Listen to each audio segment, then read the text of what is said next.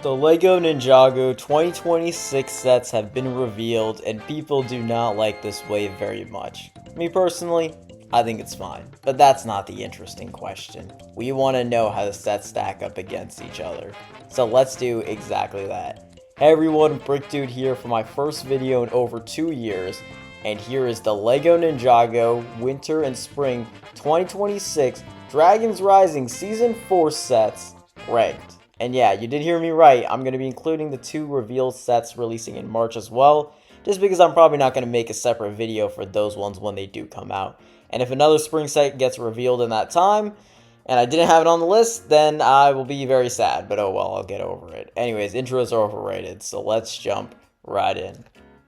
Easy last place is going to have to go to the junior set this wave, Jay's Dragon Mech Fight. In terms of every junior set ever, this certainly isn't the worst one, but the builds are just objectively bad. I guess for junior builds, they're mildly decent. Jay's mech, for some reason, has dinosaur legs, so that's pretty weird.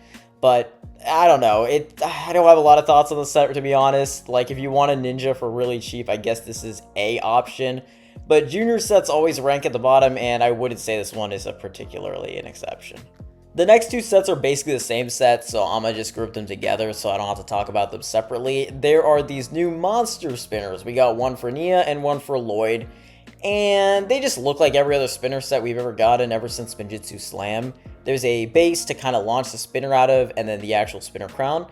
The only real difference between these sets and what we got in the past is that these are actually spinners for the villains. These monster creatures are kind of the generic bad guys for this wave, and having them get the spinners is kind of interesting. It at least makes it feel the slightest bit different, even if it's not really that different. And I just need to have like a little rant because I've hated the way LEGO's been doing the spinner and gimmick sets in general for this theme for years now. These sets are just hollow husk of what they once were, and it just seems like they keep getting lazier and lazier. The spinners from the last wave are basically the exact same as these ones. In fact, there's almost no difference now that I look at them, other than that those ones from the ninja or for the ninja, and these ones are for the villains. The gimmick dragon flyers from Winter 2024 were like actual garbage. They were basically on the same levels as McDonald's Happy Meal toys. Just so worthless. Even when we do occasionally get decent spinners like the Summer 2023 ones, it's just the same thing over and over again. And I don't know, I might be the only person who actually cares about this, but I genuinely haven't thought of buying a spinner set in ages just because I feel like they just took the fun out of them. But that's besides the point. The new monster spinners are whatever. They could be doing a lot more, but it could also be a lot worse. Between the 2, I would say the Lloyd one is slightly better just because as of now, his normal version doesn't come in any other set this wave. So this is literally the only way to get him, again, as of right now. Speaking of which, I actually really like the new suits for this wave, especially the use of these shoulder pads. There's some weird color choices as usual, especially here on Lloyd. I don't think the line works too incredibly well, but overall, I like them, and these sets are just not really that special, so it doesn't really matter.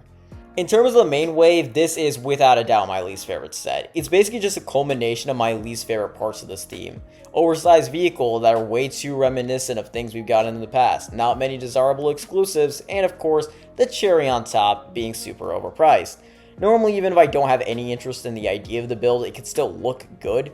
But I don't know why, the build of this car just doesn't do anything for me at all. It reminds me of Cole's Golden Dragon Cruiser, at least in terms of shaping, and I do not like that set at all. This one is not as bad since the colors are at least a bit more consistent, but that can only get you so far. The minifigures aren't bad, like the stone guy, I think he looks pretty cool, as well as this black robed guy who comes in one of the more expensive sets. Yeah, I don't know his name, I haven't watched Season 3 yet, I know. Not a true Ninjago fan, leave me alone.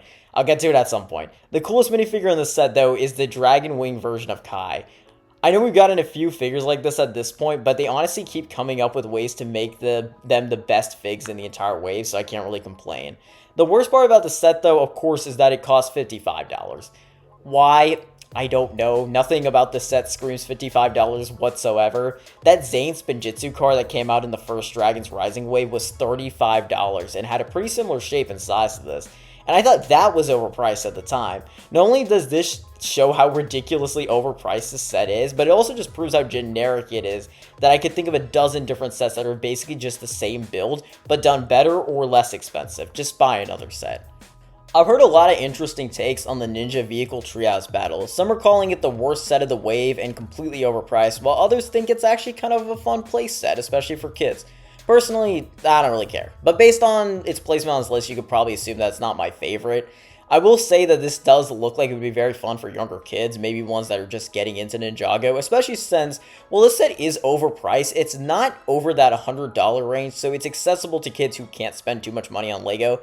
Now, I get that $80 is still a lot of money, especially for a kid, but you can get what I'm trying to say, right? In terms of how this set stacks up for collectors, though, it's just not doing a whole lot for me. I normally like mid-sized playsets, but this one is not only super basic, but it has to share the spotlight with two other ninja vehicles.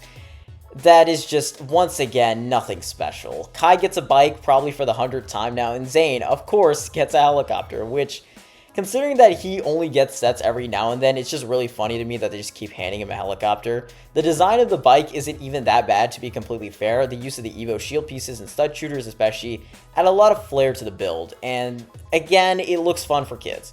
The helicopter, though, other than the return of the ice shard pieces, which are amazing, the rest of the build is really whatever. It's truly nothing special. Minifigures are decent as well. I think if you get a good balance of good guys and bad guys in this one, the full version of Dragon Wing J is exclusive, which is nice to see. There's some good stuff here, but it's not as widely appealing as previous $80 sets, I think. And yeah, we gotta touch on that price because it's rough. I think the size of what you get here is close enough to the price point, at least for 2025, but I just don't know if there's enough going on to justify that price. The bike is probably worth max $20, the helicopter maybe $25, but that feels insane to say, even that. And that would leave the treehouse worth just around $35, which I think is okay. That seems reasonable, but I think they could have easily just thrown in an extra villain or two, and that would have made the price way more reasonable. It doesn't really matter. It's an okay set. I'm never going to buy it, but I hope that someone out there has a really good time with it. Okay, this is the one that you guys really can't stand. I've heard just about everyone trash this set, and I get that I'm probably the only one that thinks it's just okay. I think most of the complaints come down to how expensive this set is, which, yeah, $45 is just completely ridiculous. The $16 version might have been a little bit smaller, but not by a third. It's just insane that this thing is $45, absolutely. Couldn't agree more. But honestly, I just think there's more desirable things that you get for the price than the treehouse of the car. Like the car, it costs $10 more, and it's just so much worse because of how utterly generic it is. At least with Ryu, you're investing in one of the characters in the show, just a bigger version of him, which I do like this idea. When the 2024 version of Young Ryu came out, I said they should keep making him as he gets older. I just think the execution does leave a little bit more desired in this one. He's not nearly as bulked up as he is in the show, which is where I think a lot of people's issues stem. I think the rest of the design, though, is just a better version of the Evo Dragons. The head mold especially captures a lot of personality. This is not in the script, but I was looking at one of the early reviews for this set just now, and I realized that the head does not look good at all. It has like this weird jaw. I don't know what LEGO is thinking with that, but yeah, I definitely changed my opinion on that now. I would probably still rank it at the same spot, but it definitely made the set worse for me. Back to the video though. The figures you get are pretty decent too. There's this Red Hood guy, again, haven't seen Season 3. Nice to see a new version of Aaron, and Dragon Nia is so nice to get, especially since she obviously didn't get a dragon form back in Crystallized. I'm really glad they didn't leave her out this time. Overall, while I don't hate this set, I can definitely see why some people do. It's far from perfect, and the Season 2 version does a lot of things better, especially for the price. Cole's Mission Mech and Dragon Zane. And side note, the name of the set is horrible. Why is Dragon Zane in the title? Just because he's an exclusive? That's so stupid. Imagine if every set did that. 4 Weapons Blacksmith, 15th Anniversary, and Deceased Elemental Master. Or, like, no, that'd be so dumb. That has nothing to do with my thoughts on the set, but I just want to mention it anyways. Nah, but again, this set's fine, but not really that good. I don't know. Weirdly enough, I think the minifigures are the best part. Dragon Wing Zane is pretty sweet, nowhere near as good as the Crystallized version. That went so hard, but it's good, it's good. This is the only way to get the normal version of Cole for now, and there's a purple snake. Again, no clue who that could be, but it's a very fun minifigure that combines its serpentine pieces and the translucent lime pretty well. The mech is okay. The posability is limited, but all the different interchangeable weapons look pretty fun to mess around with. I just don't care for the design that much. The proportions are kind of off, and this is a noticeable downgrade from Cole's elemental mech from last winter, which costs less and is super underrated in my opinion. The price is also pretty mediocre. $30 would have been perfectly reasonable, but $35 is definitely pushing it. Kai's Dragon Mech Battle Pack, that's a mouthful. It isn't going to be flexing on anyone's collection, but compared to what I've ranked below, it's a much better value at just $10.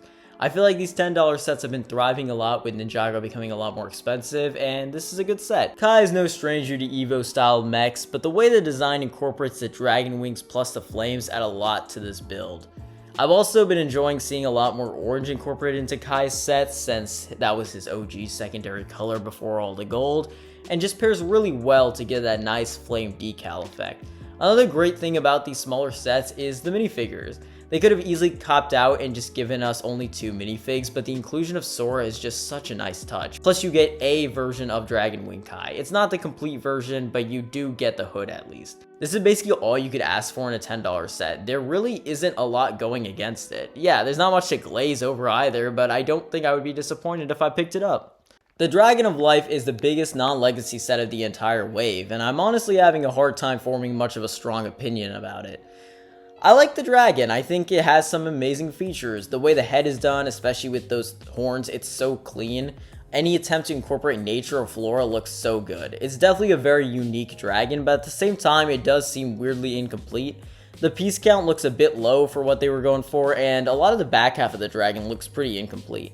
Still, just from the front, it has a really impressive stature, and the entire concept works in its favor for the most part. I've really been enjoying getting these Source Dragons recently, and I'm not going to complain too heavily just because this one isn't as good as the Source Dragon of Motion. Like, obviously that would be really silly. In terms of the rest of the set, everything else is also pretty good. The mech for the stone guy fits the nature vibes exquisitely, and the minifigures are great. Exactly what I would expect from a $100 plus set. Getting 2 of the Dragon Wing Ninja is just so nice. Of course, there is that price, which $110 is actually not terrible. Hear me out. This should have been $100, yes, but the Peanut Butter and Jelly Dragon was also around this price, and that felt a lot smaller than this, so I'm not going to complain too much. Again, it's always valid to debate LEGO on its prices. I know a few years ago I would have expected this to cost around 90 bucks, but it is what it is. Good set, though. Top 3 time, baby, and that's right, all 3 legacy sets are also the 3 best sets of the wave, in my opinion. Who would have thought? Honestly, I don't even really think there's a bad way to rank these 3 sets. They're all great, and if you don't agree with the placement, that's totally reasonable. Same goes for the rest of the list, but these 3 spots especially. The Ninja character display is honestly not what I expected at all. I'm not really used to getting minifigure displays of all things for this theme, but man, they really went all out here. The most appealing aspect is literally in the name, of course, the Monastery Shrine.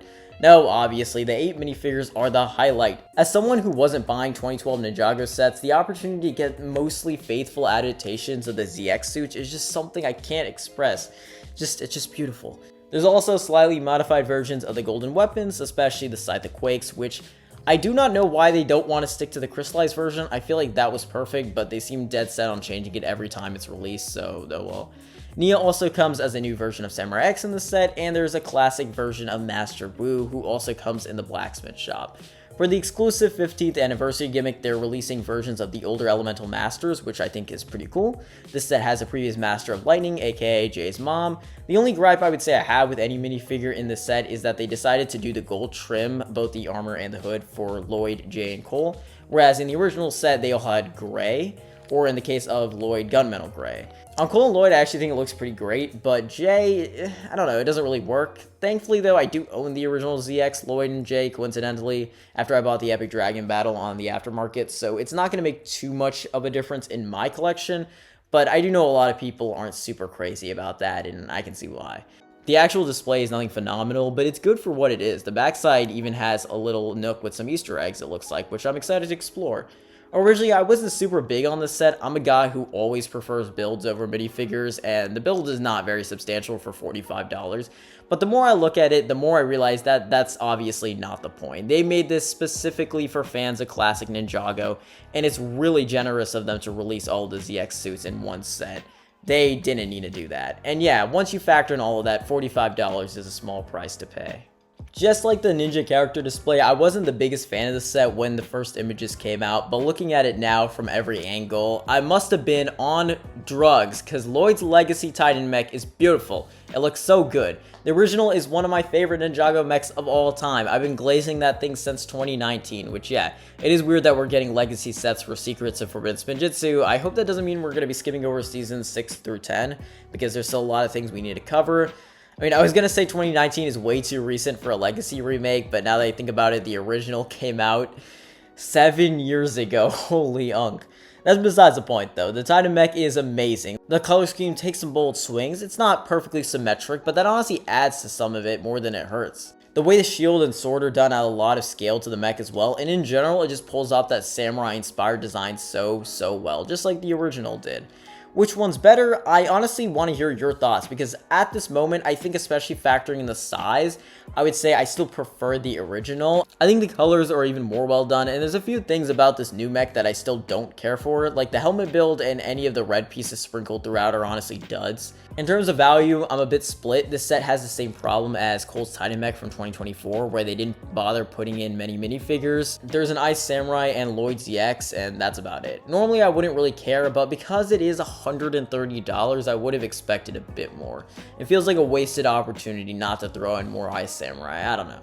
Just for the build alone, $130 is okay, but nothing to write home about. Whether you're going to get the set or not really comes down to how much getting more Legacy minifigures matters to you, and me personally, I can live with the 2 we got, because otherwise it's an amazing mech build.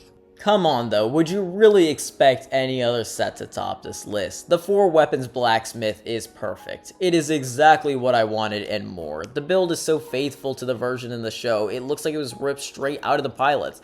Almost every part of the iconic opening scene is represented in some way or form, on top of it just being a beautiful build regardless of its connection to the show.